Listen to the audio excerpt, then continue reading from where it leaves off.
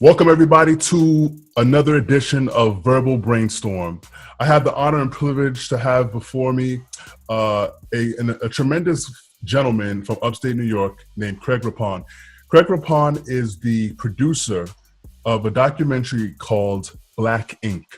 Now, this documentary is highlighting some of the significant players in the Black community in the comic book industry. Now, we all know that movies like Iron Man and X-Men and Avengers, these movies are billion-dollar entities. And little do we know that there are various routes and opportunities for people of color to thrive in this marketplace and in this industry. So I have a chance to talk with Craig. Thank you for coming on Verbal BrainStorm. Craig, how are you doing tonight? I'm doing fine, man. I'm doing fine. Been up. It's been a long day. I had one interview that I had to do before this. So we got that out of the way. So I'm thankful that we got that out of the way. But, I'm just hanging in there. Just keep pressing. I keep pressing. We got a Kickstarter thing going. We got like $9,199. We're more than halfway there. We got a goal of $15,466 we're trying to reach by April 21st. So I'm just pressing, man. I'm just pressing. No time to be tired. Well, I appreciate your enthusiasm and thank you for hanging in there. I know it's late over there on the East Coast. It's almost 8 o'clock here on the West Coast, so it's getting close to 11 o'clock. And I know if you have an early morning and interviews and trying to get this campaign going, it can take a lot out of you. But let's start at the beginning.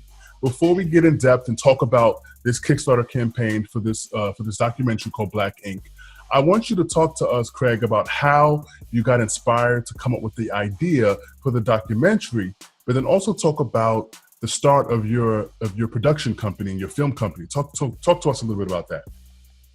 Well, it's the kind of one and the same. I've got a job. I go to work, get up every morning, go to work, I stay there till the end of the day, and then I come home and blah, blah, blah. And like a lot of Black people, you work. You get your pay, you get whatever you get out of it. And for me, that's just not enough. The idea of having something that belongs to me, something that I helped create, something that my family helped create, something that will provide my children with options, whether they can decide at any time in the future, listen, Dad, we don't want to work for ourselves. We want to work for this company. We want to do this or that. That's fine, as long as you have the option. So the answer is pretty much the same. I as much as I appreciate my job, thank God for the job, and I mean that, I want to work for myself. I really want to do something that I can call my own. I have a saying, better to live in a hut that belongs to you than a mansion that belongs to somebody else. I love that saying. I love that saying. So now let me give a little bit of backdrop on how we met. So this is probably, day 6 of us knowing about each other's existence.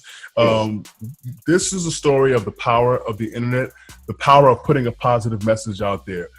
There's a person that I follow online named Dr. Boyce Watkins, who's a PhD professor in finance and has created his own business over the last several years, teaching Black entrepreneurship. So I follow him weekly. I'm always checking out his videos.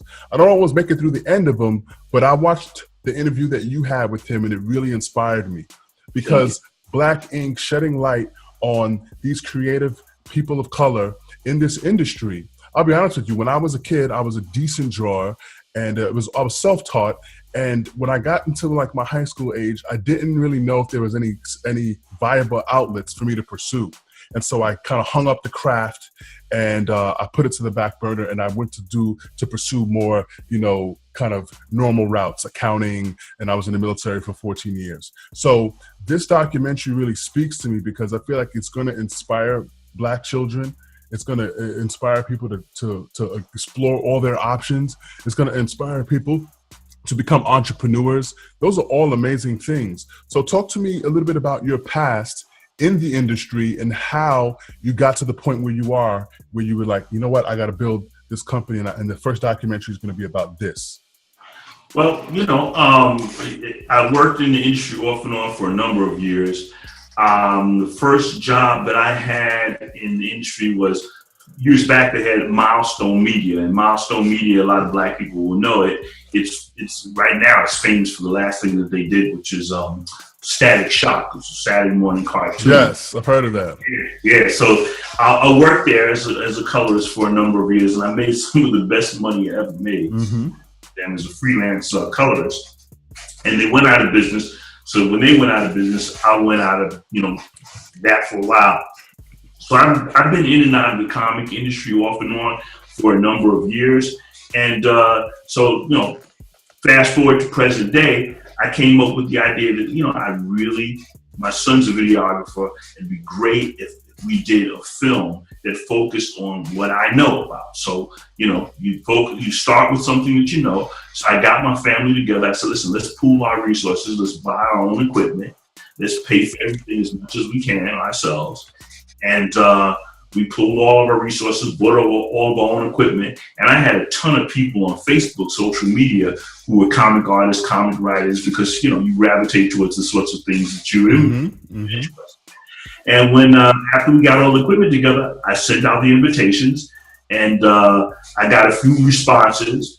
And then what wound up happening is once we cut a trailer for Black Ink, and we released it, other artists and writers started seeing what we were doing, and then they signed on. It's like, yeah, I want to be a part of that, because I tried to do everything I could to make the quality as good as I could get it.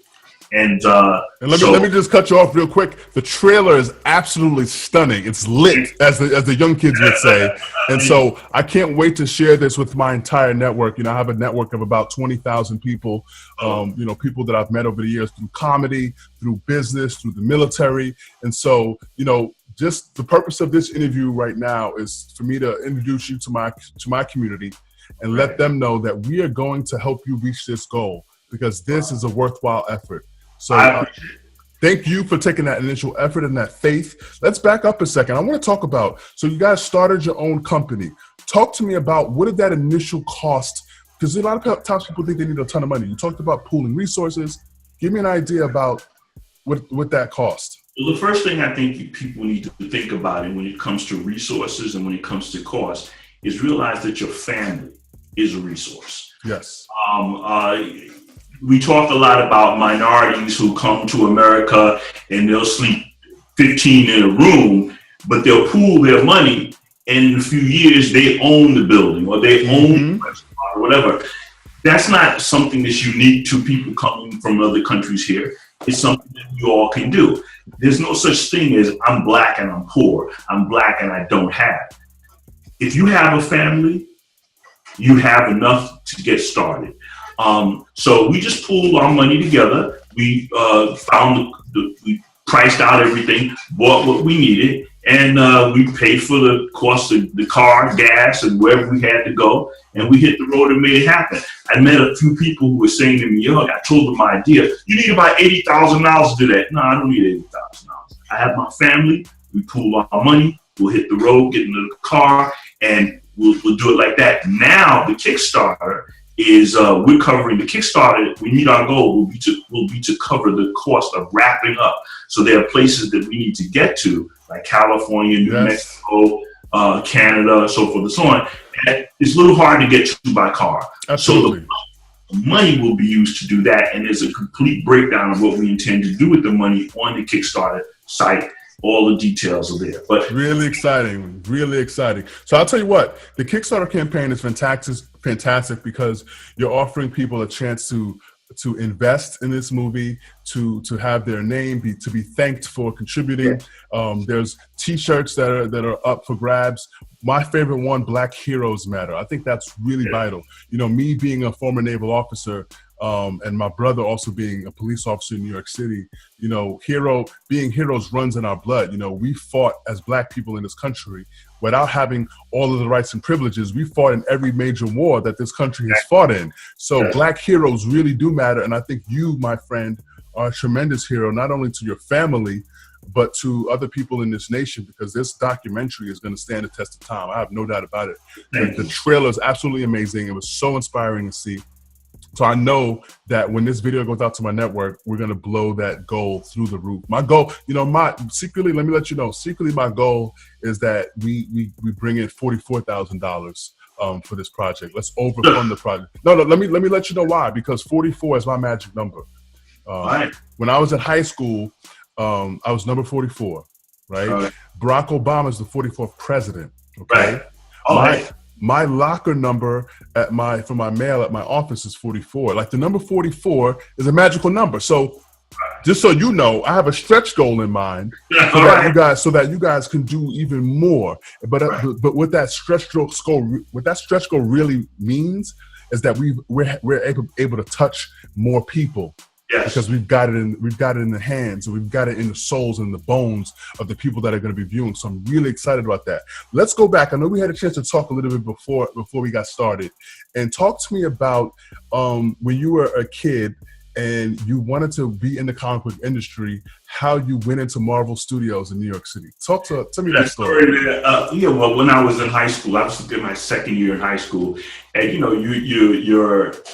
your imagination is more powerful than your actual skill. So I've been drawing since I don't know how long, and I just got my portfolio together. Marvel had an office in downtown Manhattan, and I went into the office and I refused to leave until I got to meet Stan Lee because I wanted to show him my portfolio. That's what I'm talking about. So you was like Rosa Parks on that bus, like I ain't moving until I speak to Stan Lee. Yeah. So, they were nice to me. Stan actually came out. He talked to me. He looked at my work. I wasn't ready at the time, but he did tell me, when you graduate high school, come back. I didn't go back there, but what I did do years later was I went to Milestone Media with my portfolio, and I said, you guys need to hire me. They hired me as a colorist. I worked there for a while, and I worked there until they closed down. And since then, I've always been in and out of the industry. So, it's something that I enjoy. That's awesome. Now talk to me a little bit about what are the different types of jobs in the comic book industry? Because, in my mind, I'm thinking you got the writer and you got the drawer, and I was always creative enough to kind of do both. So in my mind, that's one person. But how many different people are actually involved in the process? You got the writer, you got the editor, you got the penciler, you got the inker, and putting together a comic can be a single one-man show. It can be. Sure. But the way the big guys do it, like Marvel, DC, Image Comics, those guys, you get several people working on a project together. And usually, you form your team. Exactly. You're used to working with, and you guys pull it all together. So there's quite a lot of people that go into a comic, And then now over at you said Milestone Media, right? They had obviously teams of people working on projects, and then there's also the different departments of just running a successful business. So your marketing department, your accounting department. So there's an entire world that exists within that. That's really, really awesome. That's really fascinating.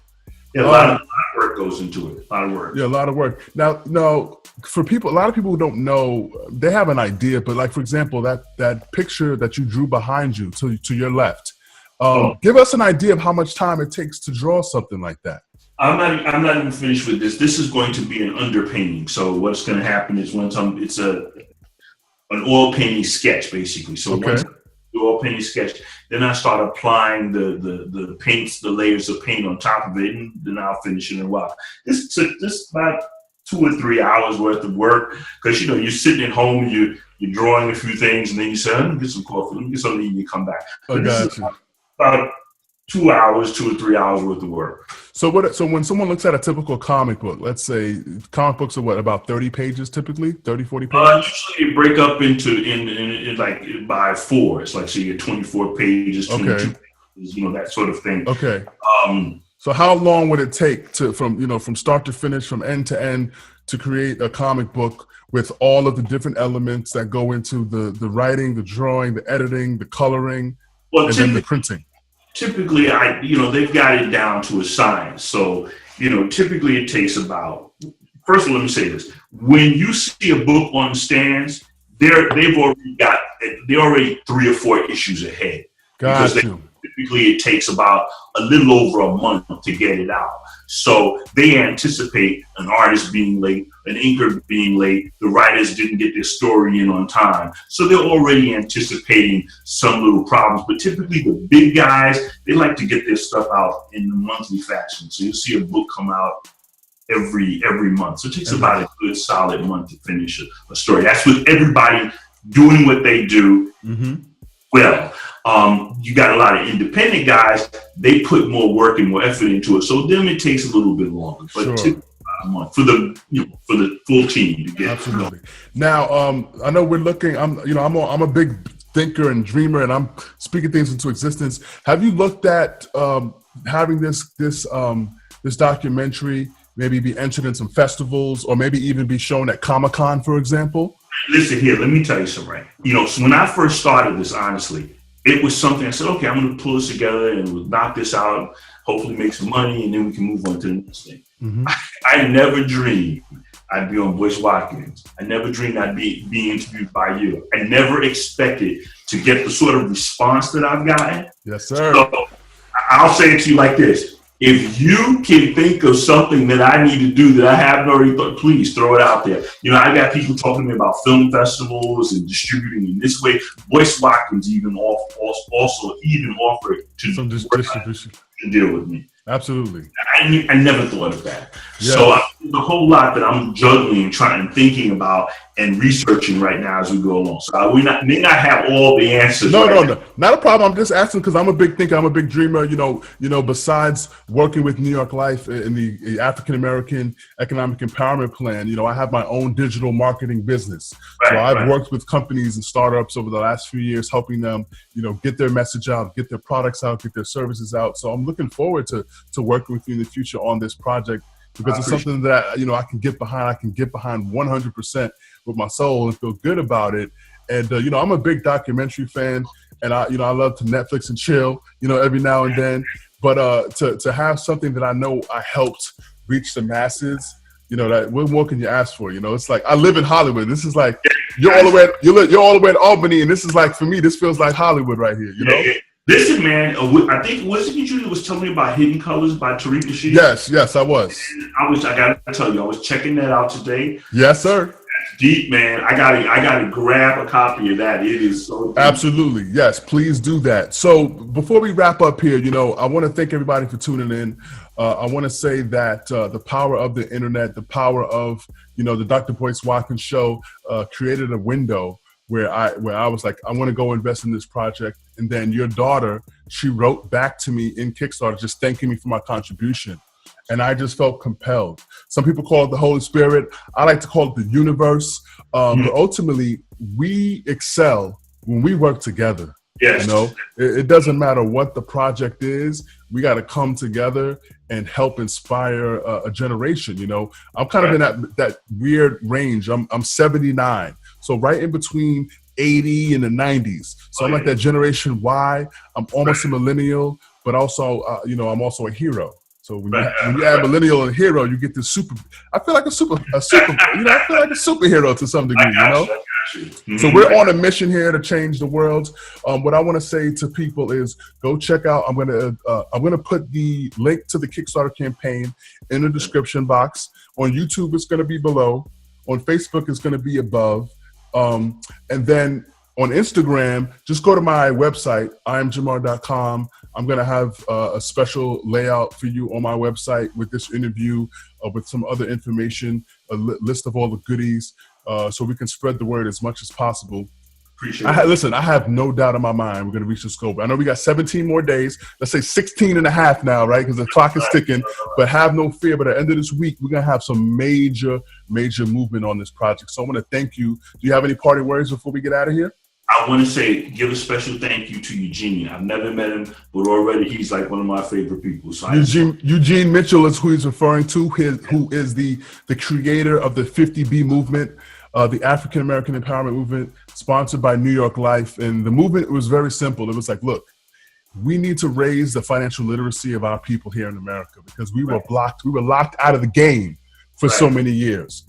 But the only way that education is going to happen is if agents like myself and the other 1,200 African American cultural market agents take it to the streets. hand to hand, face to face, body to body, and share this wisdom so that we can do more than simply leave burial policies for one another. We can leave legacies. And that was the thing that stuck out to me when I heard you on Dr. Boyce's Watkins program, is you said you started this business, this film, Headlight Filmmakers, right?